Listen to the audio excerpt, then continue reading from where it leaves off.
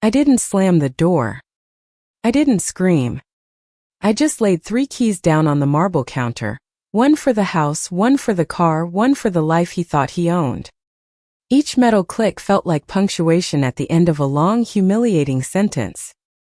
"Go ahead, walk away," Julian said, swirling his bourbon like he was starring in a movie about men who think money is personality.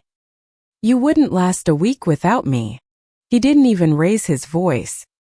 That was the cruelty of it, how calm he sounded while erasing me. Without his money. Without his connections. Without his protection. I smiled, which confused him. "Let's test that theory." He blinked as I turned, my heels echoing across the floors he'd bragged about paying for. I didn't take jewelry or clothes. Only my phone and the small overnight bag I'd been keeping at the gym locker for months, just in case the fantasy ended. That was 3 hours ago. 6 months earlier. The coffee machine beeped at 6:47 a.m., precisely programmed. I'd stopped noticing when Julian left for his morning run, sometime between when the sky turned gray and when I stopped pretending to sleep. Our penthouse had floor-to-ceiling windows that made the city look like a snow globe someone forgot to shake. Beautiful. Sterile. Trapped. I was reaching for the insurance documents in his office. We needed them for my mother's hospital visit, when I found the voice recorder. Small. Silver. Expensive. The kind of thing you buy when you want your surveillance to match your aesthetic. It rolled off the desk when I picked it up. Started playing. "She's been asking about the investment accounts," Julian's voice filled the room. Then laughter. His and another man's. I told her it's too complicated. Too many numbers. She actually believed me. I could get her to sign away her kidneys if I put it in the right font. My hands went cold. I listened to the rest. The part where he called me manageable, decorative, and useful for optics. The part where he and Nolan, his business partner, joked about their wives like we were tax deductions with legs. I set the recorder back exactly how I found it. Then I opened his desk drawer. Inside, a folder labeled marital amendments, post-nup clauses I'd never seen. My signature on documents I'd never signed. Abandonment forfeiture. Infidelity presumptions. A legal maze designed to erase me if I ever tried to leave. He wasn't planning to divorce me. He was planning to bankrupt me when he did. I closed the drawer carefully. Walked to my closet. Pulled out my old laptop, the one from before we married, the one I'd kept for memories. I opened a spreadsheet I'd been building in secret for 8 months. The real story behind my allowance. When Julian gave me a monthly allowance of $3,000 for personal expenses, he thought he was being generous. He had no idea I'd grown up watching my mother stretch grocery money into miracles. I'd been splitting it. $1,000 for visible spending, coffee, gym, lunches he could track.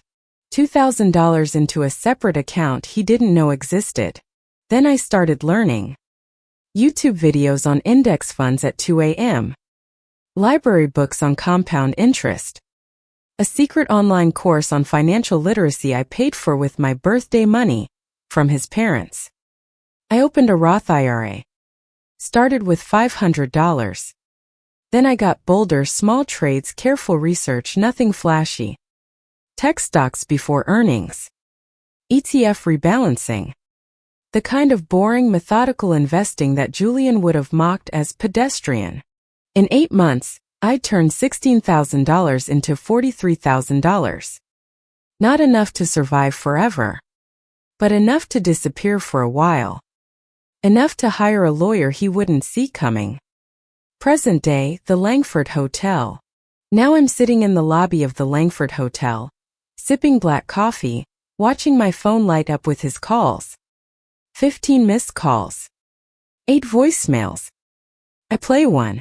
"Clara, be reasonable. Come home. We'll talk." He sounds like he's negotiating a deal, not begging his wife. By the 5th message, the comm cracks. "You can't just leave." Half of everything is in both our names. You need my signature too. I almost laugh. Because 3 weeks ago, I'd quietly closed our joint credit cards, the ones in both names that I'd been paying off for 2 years with his money. I documented every payment, every automated transfer from his account to cover my shopping. I'd also photographed that forged signature. Multiple angles. With timestamps. And I'd already sent them to a lawyer in Connecticut, not New York, where Julian's father has judges in his phone. That's what he never understood. I never needed permission. I just needed patience. My phone buzzes. A new message from an unknown number. Room 904. Tomorrow 2 p.m. I have 40 years of receipts. Evelyn Marsh. Victor Lang's executive assistant. A woman so quiet she'd become wallpaper in a house of men who thought they owned the walls. I stare at the text. Julian always said I wouldn't last a week without him. He was wrong about the timeline. It won't take a week. It'll take months, careful, documented, legally bulletproof months, to dismantle what his family built on the backs of women like me. But it starts tomorrow. In room 904. The next afternoon, I took 3 subways and walked 6 blocks to reach the Langford from a direction that wouldn't show a pattern. I'd learned that from a documentary about domestic surveillance. Room 904 was identical to mine, except Evelyn smelled like Earl Grey and old paper. She was already sitting by the window, hands wrapped around a cup. In every memory I had of her, she was peripheral gray cardigan, soft voice, the kind of woman men talk over without realizing she's recording every word. Clara, she said. The first time I'd heard her say my name without Mr. Lang's attached to it. She pushed a box across the table. Inside, USB drives organized by year. Labels in tiny, meticulous handwriting. I started keeping copies when I was 23, she said. Victor's first wife, Elise, died in a car accident. Single vehicle. Broad daylight. Perfect weather. She paused. The mechanic who inspected the brakes disappeared 6 months later. My stomach turned. His second wife, Mariah, was committed to a psychiatric facility. She signed divorce papers from inside. His third, Nina, lost custody of her children after a sudden financial audit, found errors only his forensic accountant could detect. And now Madison, I whispered, remembering the young woman I'd seen in photos with Victor at charity galas. 24. Blonde. An art student who thought she'd met a patron. Now Madison, Evelyn confirmed. Unless someone breaks the pattern. Why didn't you go to the police? With what? Suspicions? Patterns? She smiled grimly. Men like Victor don't leave fingerprints. They leave paper trails so complex that by the time you untangle them, the statute of limitations has expired. She opened her laptop. Showed me folders within folders. Expense reports with hotel charges that matched business trips to cities where Julian had no clients. Email threads discussing asset protection strategies that were really instructions for hiding money. Meeting notes where they discuss wives like liability management. Wire transfer receipts showing charitable donations that looped back through shell companies. 40 years, she said quietly. I kept everything they thought was too boring to hide. Calendar invites. Lunch receipts. CC'd emails where I was invisible. Why me? I asked. Why now? Because you're the first one who looked at me, she said. Really looked. At the Christmas party last year, when Victor made that joke about how I'd been around so long I came with the furniture, you didn't laugh. You caught my eye and you saw me. I remembered. The moment had lasted 3 seconds. I thought I'd imagine her silent thank you. And because, she continued, I'm 71 years old. Victor's retiring next year. I'll be replaced by someone younger who doesn't remember Elise. If I don't do this now, I'll die with their secrets. What do you need from me? Someone brave enough to be loud, she said. I've been invisible too long. But you can walk into rooms and be believed. You can cry in a courtroom and they'll call it credible.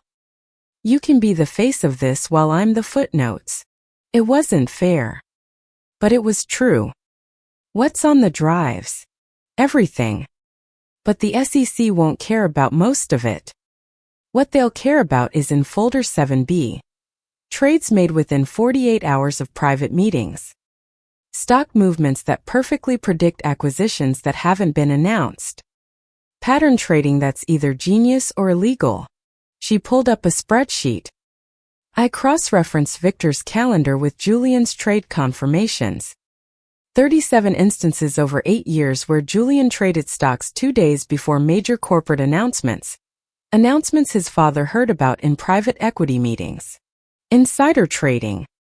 Systematic. Documented. This is enough to get the SEC interested, she said. But you'll need a whistleblower attorney. Someone who specializes in financial crimes. Not a divorce lawyer. I know someone, I lied. I didn't, but I'd find one. And Clara, she held my wrist, gentle but firm. Once you start this, they'll come for you.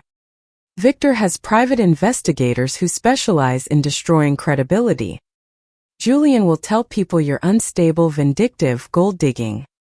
They'll leak things about your past, twist your words. I know. Do you? Her eyes were steel.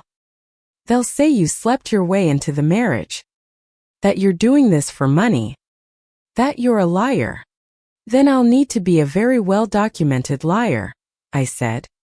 She smiled for the first time. Good. Liars with receipts are called witnesses. 2 days later, Connecticut. Priya Desai's office was above a dentist in Stamford. The walls were covered in framed degrees from Georgetown, Yale, and about 6 different bar admissions. I don't do divorce, she said immediately when I walked in. I do financial crimes. Whistleblower cases.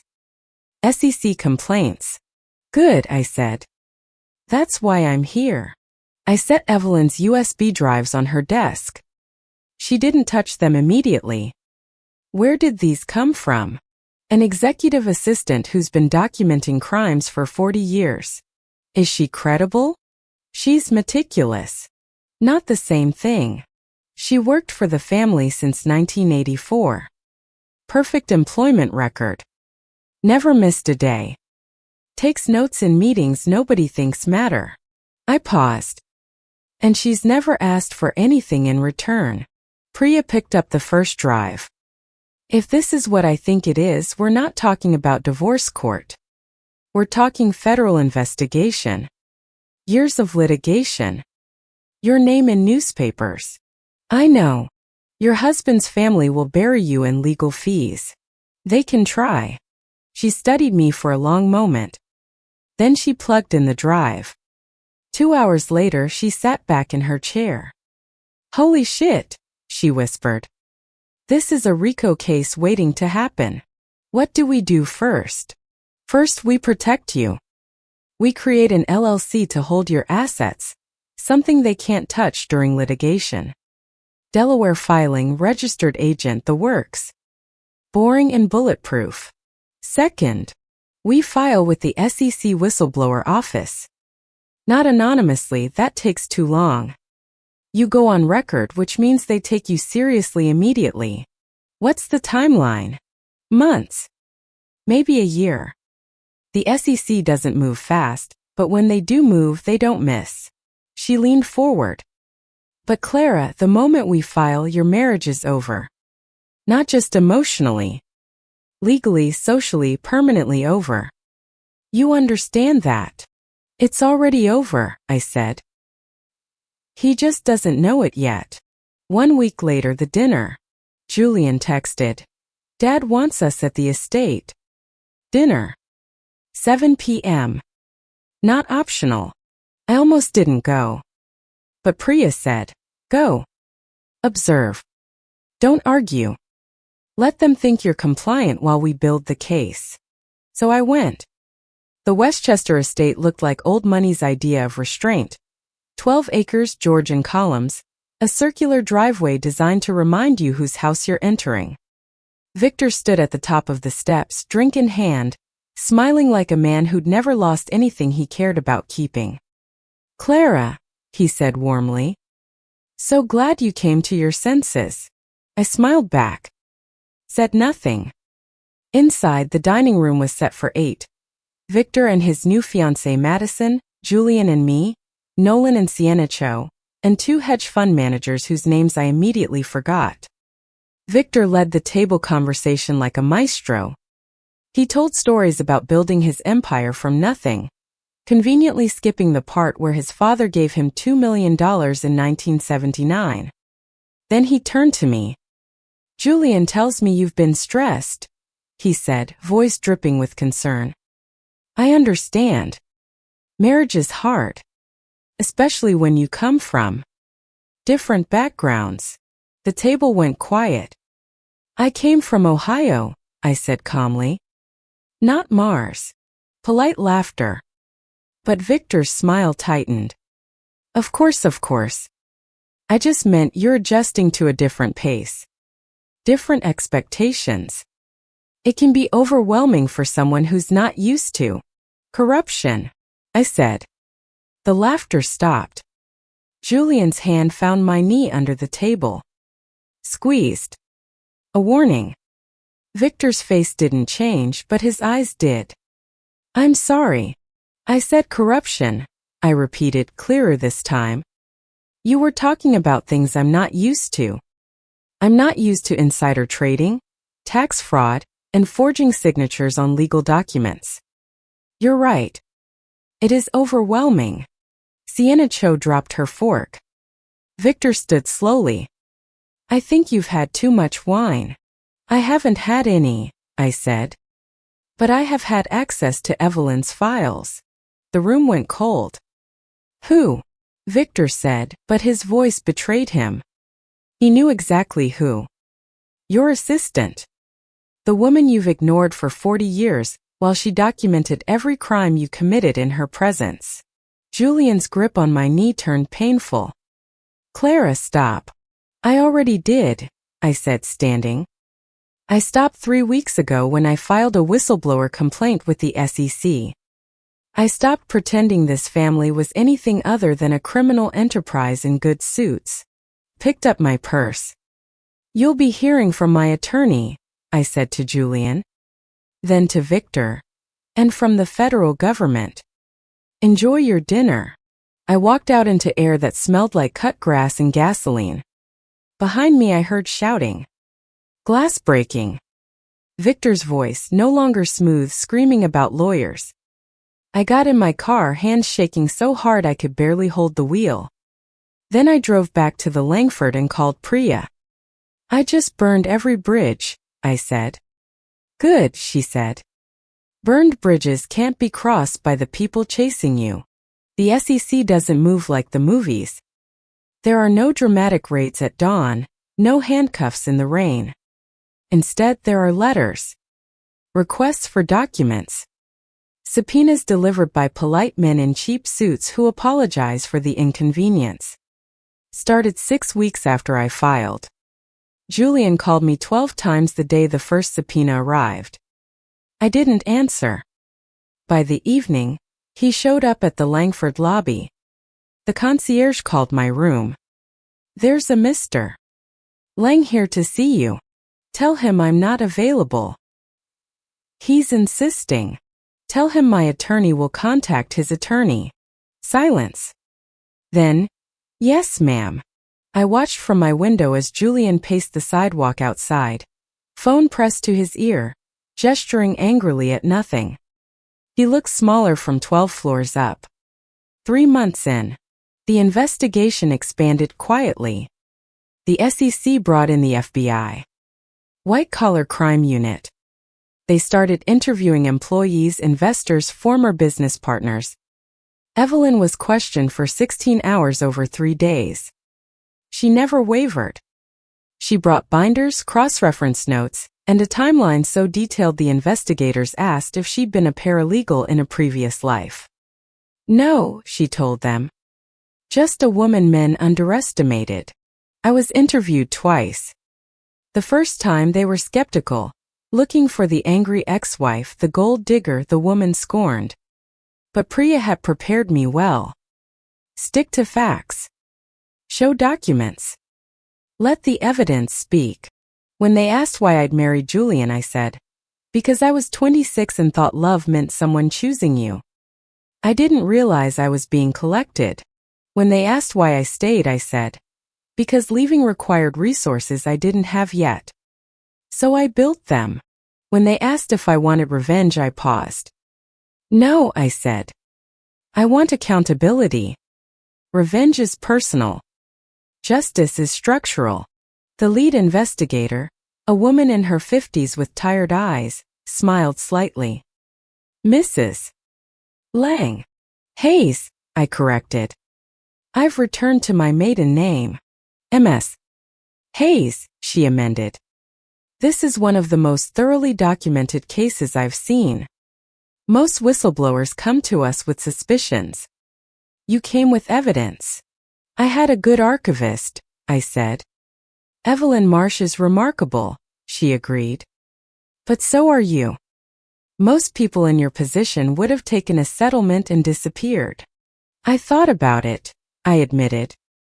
But then I thought about the next woman. And the one after that. If I disappeared quietly, he'd just find someone else to erase. She closed her notebook. We'll be in touch. 6 months in the arrest. It happened on a Tuesday. Victor Lang was arrested at his office. No handcuffs, they let him walk out with his lawyer, gave him time to arrange bail. Rich people don't get perp-walked unless the cameras are already there. But Julian was different. They arrested him at the gym. 6 a.m. in front of his trainer and the morning crowd. He tried to argue, threatened to call his father's lawyers, made a scene. Someone filmed it. By noon it was on Twitter. The headline, Silver Spoon Son. Hedge fund heir arrested in insider trading scheme. I watched the video once. Felt nothing. Not satisfaction. Not vindication. Just tired relief, like finishing a race you never wanted to run. The unraveling. Once the arrests happened, everything else followed like dominoes designed to fall. Investors pulled their money. Partners lawyered up. Employees who'd been loyal suddenly remembered suspicious conversations. Nolan Cho was arrested 2 weeks after Julian. His wife Sienna filed for divorce the same day, took their daughter, and moved into a women's shelter that didn't ask questions. She texted me once, "Thank you for showing me the door existed." I sent back, "You walked through it yourself." 9 months in the plea deal. Julian's lawyer came to me with an offer. He'll plead guilty to reduce charges if you agree to a confidentiality clause. No interviews. No book deals. You take your settlement and disappear. I looked at Priya. She said, "It's a good offer financially. You'd be set for life." "What about Madison?" I asked. Victor's new fiancée. "What happens to her if I take the money and stay quiet?" The lawyer blinked. "I don't understand." "Yes, you do," I said. "If I sign that NDA, Victor serves minimal time, gets out in 2 years, and finds another young woman to isolate and control. The pattern continues. Ms. Hayes, you can't save everyone." "No," I agreed. "But I can refuse to be bought into silence." I stood. "Tell Julian no deal. I'll testify. And tell Victor his empire is built on sand." The trial lasted 7 weeks. I testified on day 12. Julian's defense attorney was exactly what you'd expect. Expensive suit, patronizing tone, questions designed to make me look hysterical. "Ms. Hayes, isn't it true you were angry about your failing marriage?" "Yes." "And isn't it true you wanted revenge?" "No. I wanted evidence." Evidence of what exactly? Crimes. Systematic financial fraud. Insider trading. Conspiracy. Or, he said, smiling at the jury, the bitter fantasies of a woman scorned? I met his eyes. If they're fantasies, why did the SEC find pattern trading matching Victor Lang's private meeting calendar? Why did forensic accountants find shell companies in the Cayman Islands? Why did 3 different whistleblowers corroborate my testimony? He pivoted. You stand to gain financially from this case. I stand to gain nothing, I interrupted. The SEC whistleblower reward goes to a foundation helping women exit financial abuse. I already signed the paperwork. That made the news that night. Evelyn's testimony. When Evelyn took the stand, the courtroom went quiet. She wore a gray suit. Spoke in her usual soft voice. But every word landed like a document being stamped. I worked for Victor Lang for 41 years, she began. I attended every meeting. Answered every phone call. Booked every hotel room for every mistress. I was invisible, so they forgot I could see. She walked the jury through decades of patterns.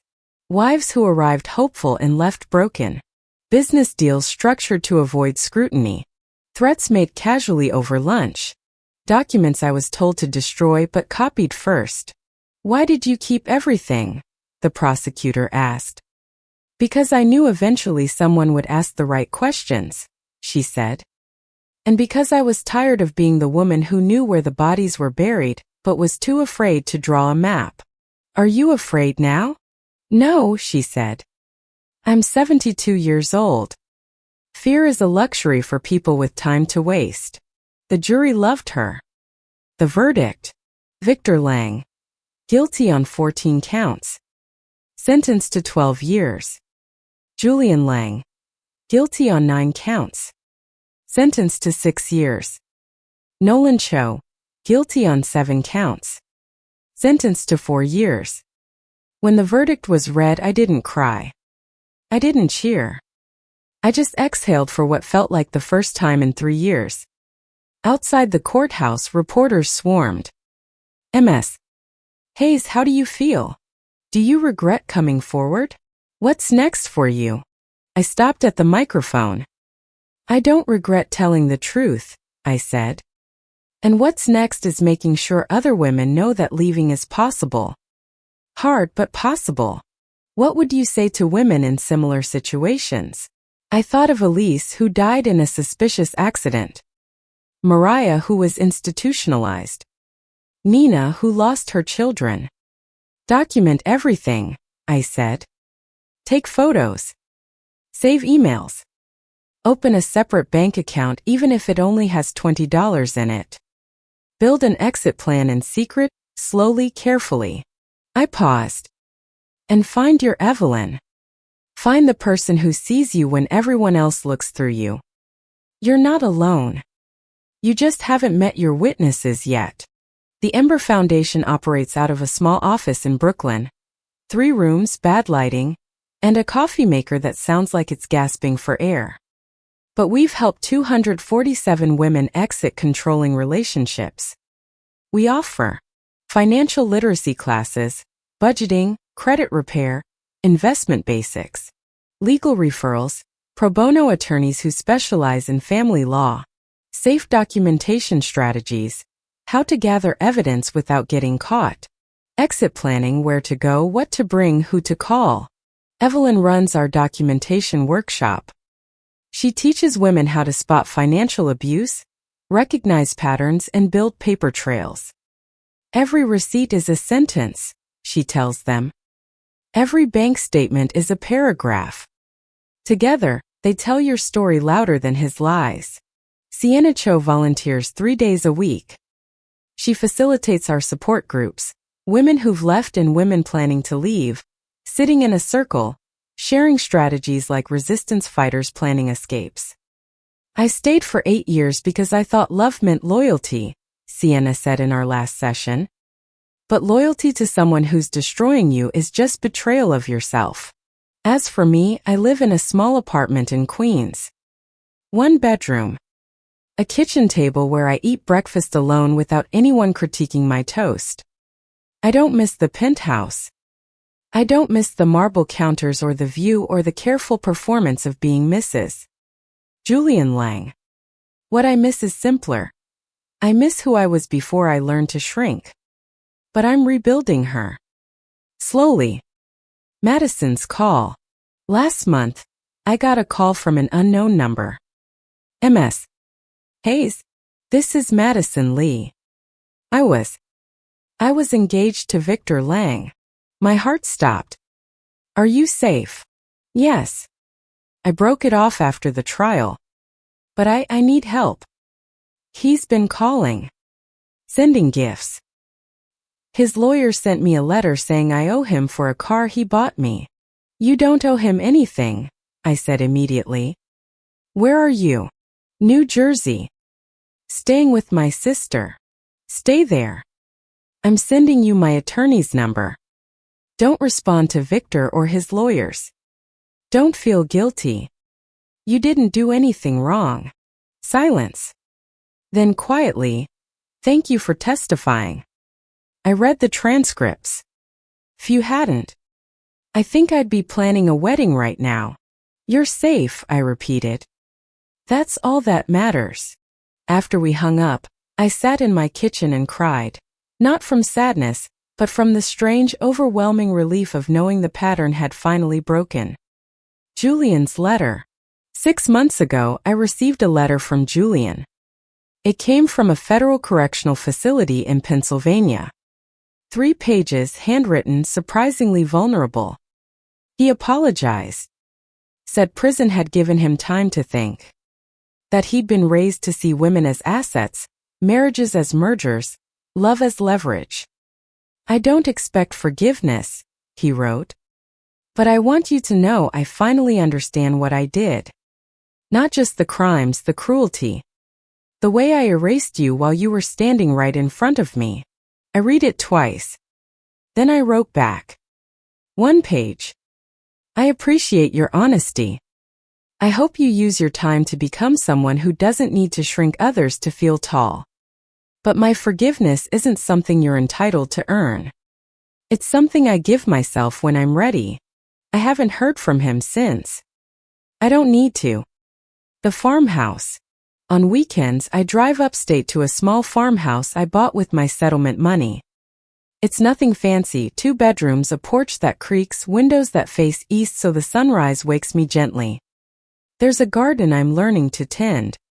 Tomatoes that grow crooked. Herbs I forget to water. A neighbor who brings me eggs and doesn't ask questions. Last Sunday, I sat on the porch with coffee and watched the morning light turn the fields gold. My phone buzzed. A text from Evelyn. New client today. She found us through your interview. She's ready. I smiled. Because that's the thing about breaking patterns, you don't just free yourself. You light a path for everyone behind you. Epilogue, the keys. On my kitchen counter I keep 3 keys. 1 for my apartment. 1 for my car. 1 for the farmhouse. They sit in a small ceramic dish I bought at a thrift store. Nothing expensive, nothing symbolic, just mine. Sometimes I run my fingers over them and remember the woman who laid 3 different keys on a marble counter and walked away from everything. She was braver than she knew. And I'm grateful I finally became her. If this story found you at the right time, listen carefully. You are not paranoid. You are not ungrateful.